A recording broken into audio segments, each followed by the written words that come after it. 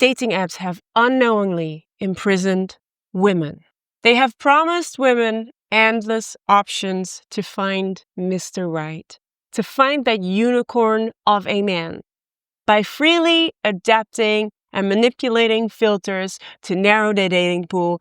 But what if that promise turned out to be a prison? Instead of freedom, they have unleashed overwhelm, anxiety, and insecurity in women. Many women feel objectified because of dating apps. And many men are no longer taking women seriously because how they behave on dating apps. In this video, part 2 of a 3-part video series about how dating apps have failed us, men and women, you will learn to understand how dating apps have failed women and why the solution is not narrowing down your dating pool or moving away from men. We have all heard the narrative, more choice, the better. More matches will make many women feel more seen and more desired. And especially for women, they have been told that dating apps are actually opening the door to finding that one unicorn of a man. They're convincing women that dating apps are empowering them. But now, about a decade into dating apps, we're seeing that dating apps are not empowering anyone, and that this has all been a lie for monetary gains. And both men and women suffer from this. Neither men or women are bad, or neither men or women are at fault or undateable. We all suffer because this is a toxic system that we all need to choose to step away from and meet each other again in real connection. And later on in this video, I will talk about how you can do that. But first, let's drop some stats. According to a survey, 70% of women report feeling judged by profile photos or superficial criteria within the first few swipes on a dating app. Women feel pressure to always look prettier and always look sexier and more attractive in their dating profile. And I've been there too. I've also asked myself the question, will I get more successful matches if I would put a bikini photo on there, or if I would be easier on a first date? So men, understand that this is the pressure that women feel in dating. Many women feel like they need to lead their profile by sexuality, by attractiveness. Being on a dating app for a woman doesn't feel good because you're constantly being objectified. So please understand that this is one of the reasons why women are not responding to men, especially if someone sends them a low effort message, like just a like or a hi. You have nothing to gauge on who this type of person is and what they want from you. All right, so there's a couple of points that I want to unpack in this video. Overwhelm and the paradox of choice, and objectification and the hookup culture. Both of these topics apply for men and women, but in this video, we're talking about why dating apps have so notoriously failed women. Via this video, I hope to gain an understanding and a better perspective from both men and women, so that we both can understand where we stand in this messy dating environment that we have created thanks to dating apps. And I hope that it will help you understand the other sex more and understand what they're going through in this dating environment. Imagine walking into an ice cream shop that has over 1,000 flavors. All the flavors that you can imagine in the world. Walls of ice creams, different colors, different flavors, funky flavors, strange flavors, anything that you could have ever desired. And the one being even better than the next. This place surely must have your favorite flavor. So what do? You're going to try them all. You're going to have a little taste of each and every one of them, because you do not want to miss out on your potentially new favorite flavor of ice cream. And maybe you only get to taste it once. So at first, it's amazing. You're a kid in a candy store. Quite literally, an ice cream store. And it feels amazing. But after 20 minutes, you're starting to get overwhelmed. You're starting to get anxious because you're feeling like you don't have enough time to give your attention to all of these different types of ice cream and to process their flavors. So when you try this ice cream, you might not have enough time to try that ice cream. should I try this one or should I try that one? And whichever flavor you end up choosing, you're never fully satisfied. Because in the back of your mind, you will always think, what if I chose that other flavor? The one that was purple with yellow spots. I bet that one was better. But you can only pick one. And now you're fearing you missed out on the best match of ice cream for you. And this is exactly what dating apps do to us, both to men and women. You open a dating app, Bumble, Hinge, Tinder, and you are presented with hundreds of potential matches. And each and every one of these people triggers something in you. You're looking at them superficially because that's all you have in a dating profile. Is he tall enough? Does it look like he has enough money? Oh, he has no smiling photos. No, he's probably a psychopath. Oh no, he's wearing odd socks in that photo. No. Your brain is trying to score for protection with endless options. So you're getting overwhelmed because the options never end. You might swipe away this person because he had blonde curly hair and, he looked nice, but, I don't want blonde curly hair babies. Nah. And then the next person is too short. And then you're like, oh, wait, but the other one was good. He was tall enough. And because you know that the next match might actually be better and you adapt your filters, you feel that if you match with this person, you're settling for kind of okay or good for now. You know that if you just tweak your filters, you might just land that one perfect match. And this is the danger and this is the trap of dating apps. Let's call it the dating app trap. Now, what happens is that over time, this makes you less tolerant to flaws. And flaws are natural. Everyone has flaws. My eyes are not completely straight. Imagine someone turning me down because I have wonky eyes. It's not something that I can do about, but flaws make someone unique. Flaws make someone special. But now we have learned to turn people down for their flaws. Very superficial flaws. They might be the nicest person in the world, but we just turn them away because they have blonde curly hair. Is that really a flaw? No, it's not. And dating apps promote this because we do not get to meet the real person through a profile. So each match is just another face that we get to judge on superficial values. And this way we're making people disposable. And people feel that. Men and women are feeling disposable and objectified because of this. And women are feeling the pressure to present themselves the best in each and every photo on their profile. And simply because we know we are being judged on every little aspect of that photo. Because people can look at it and they judge you for it. And the thing is that dating apps have taught us to actually look for flaws and to reject people for little imperfections. And like I said earlier, I've gone through it too, that I looked at my profile and I thought, am I wearing too many clothes on my profile? Is my hair looking strange in this photo? Should I put more bikini photos on my profile? Well, maybe I should have accepted that guy's one-night stand suggestion, even though I'm not into that. And these are things that women really feel pressured by. A lot of women have started a race to the bottom. Many women sleep with men on first dates or really fast because they know other women do that. And they do it to outcompete other women. It is basically a race of how fast you can sleep with a guy. These guys know that. And I'm talking about the top 10% of men. Most guys don't even get a first date. But these guys that get all the women have no interest on settling because all of these women are throwing themselves at their feet and they can just pick and choose whoever they want to take home that night because they know these women are desperate and thirsty for attention. So ladies, this is for you. Do not fall into that trap. Hold up some standards as in, I want to get to know someone before I sleep with them.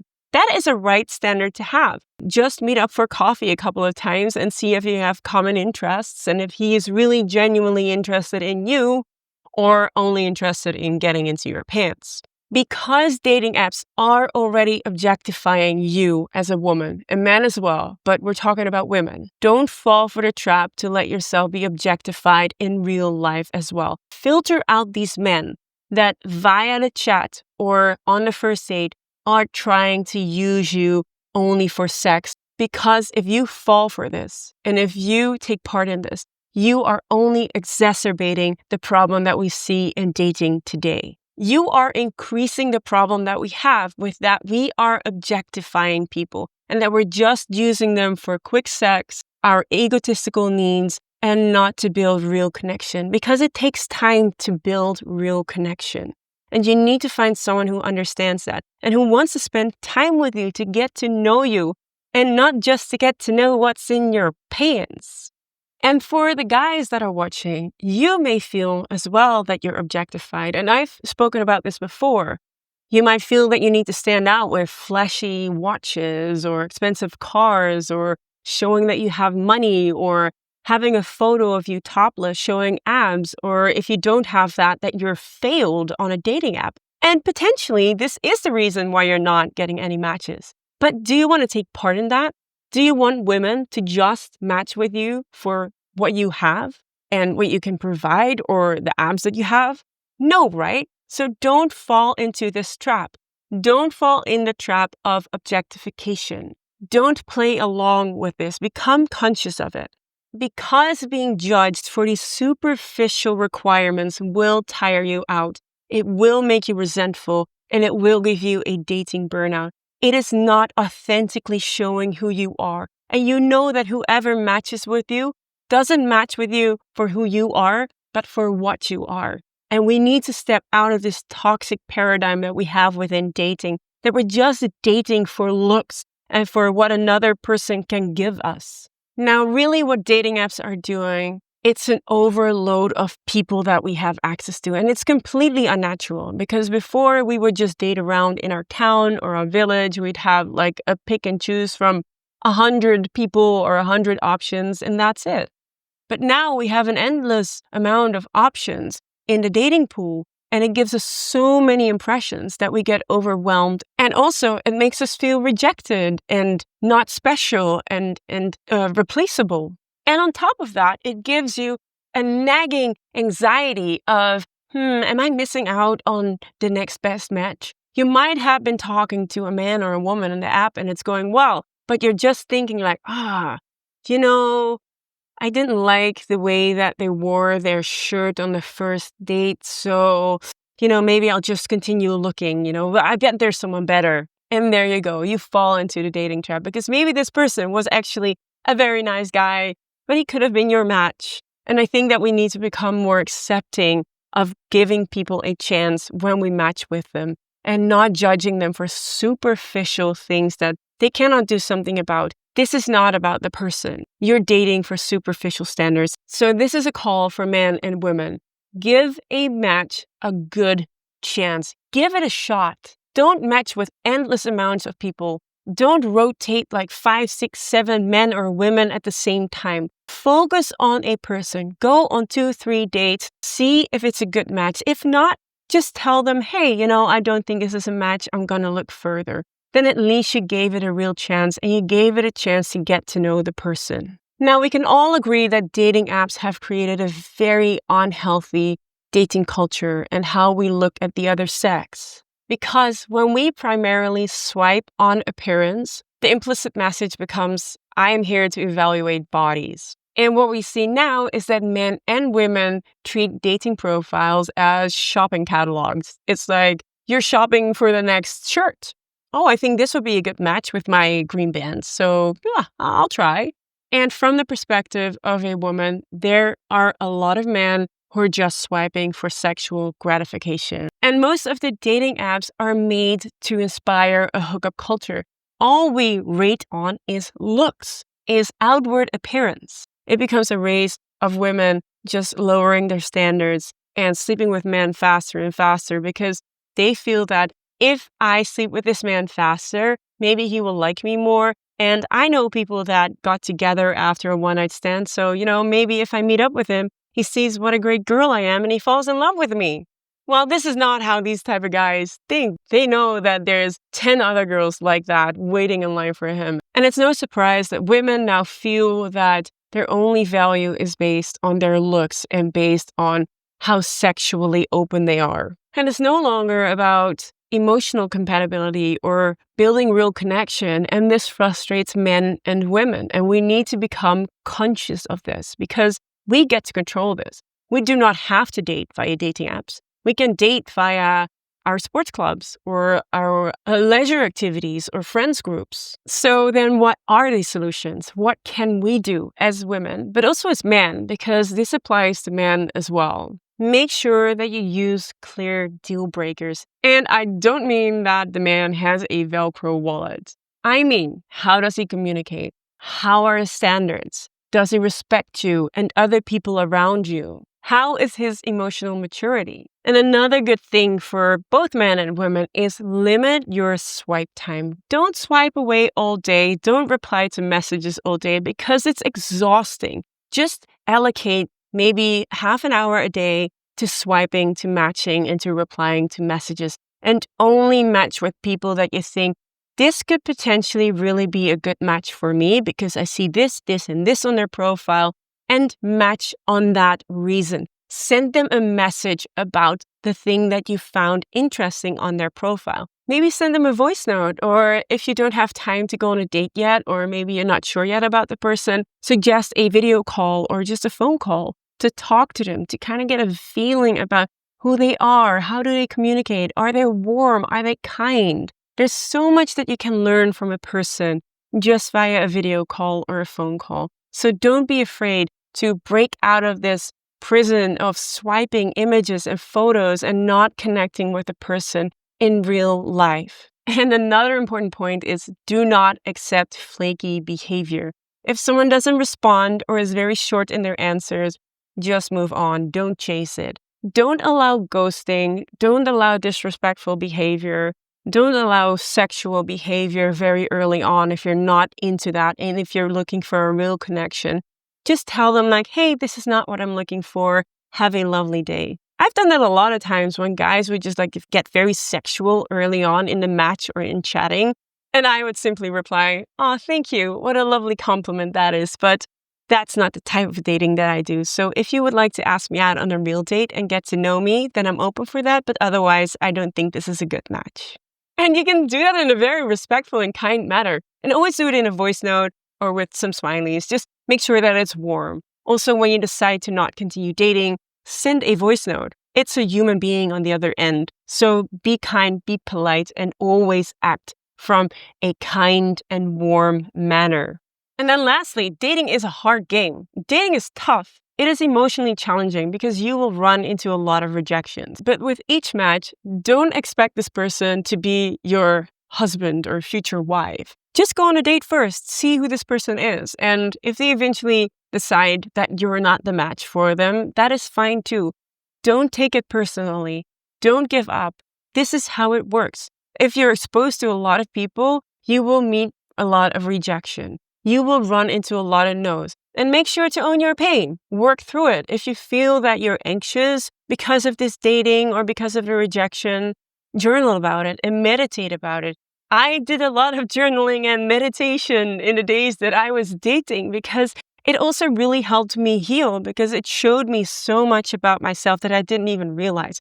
Even kind of toxic things that I thought that I had worked through came up again in relationship to men, or if a man would ghost me or if a man would reject me. I had the opportunity to work through it because it showed me something. And because of that year of consistent dating, I actually healed a lot of my old wounds and traumas that I had and get comfortable with the discomfort of working through your pains. I know it's not fun to see the things that hurt or that traumas come up, but this is an opportunity to work through it. So you can actually use this rejection and this moment of a letdown to grow so that this date or this dating sequence with this person that failed can actually give you an opportunity to grow and become a better person for the next person that you meet. All right, so it's clear that both men and women are struggling in dating and that both for men and women, dating apps have actually failed them. And I hope that this video kind of helped you see from the perspective of women as well. And if you haven't watched the video about how dating apps have failed men, please check that out next. I'll link it up here somewhere so you can go check it out. And it gives you a broader perspective of what is going on. And that is not just men that are to blame or women that are to blame. We're both suffering, and it is because of a system that is failing us. And when we become conscious of this, we can consciously choose to step away from this. You do not have to become a victim of the algorithm. You can take control by becoming conscious of what is happening for both women and both men in dating. And you can take back control by becoming conscious of what is happening in the dating scene within this toxic system, both to men and both to women. And this way you can learn to date from integrity and not from desperation. You can even choose to step away from dating apps altogether and meet people in real life so that you're not objectified and that you're not objectifying another person. You are in control to create space for real connection. And if you want to know how, in the video about how dating apps have failed men, I also have fantastic advice that you as a woman can take on. So make sure to check out that video. Now, if you like this video, please give it a like. Leave me a comment about what you thought of it, and make sure to subscribe to my channel because it really helps to get my video and my message out to a wider audience so that together we can meet again in a healthy connection and healthy polarity between men and women. If you want to support my work, I started writing a book called The Shadow Side of Feminism, in which I explore if feminism has unintentionally cast a shadow over modern man and dating. Now, if this is something that interests you, you can find the link in the pinned comment or the video description, which will take you to my mailing list where you can sign up for free to stay up to date about the development of my book. Now, I would suggest that you watch part 3 of this series right here. And this video is about how dating apps has failed all of us. So make sure to check out each video in this series to get the broadest understanding of why dating apps are the problem and not men or women. Thank you so much for watching, and I hope to see you again in the next video.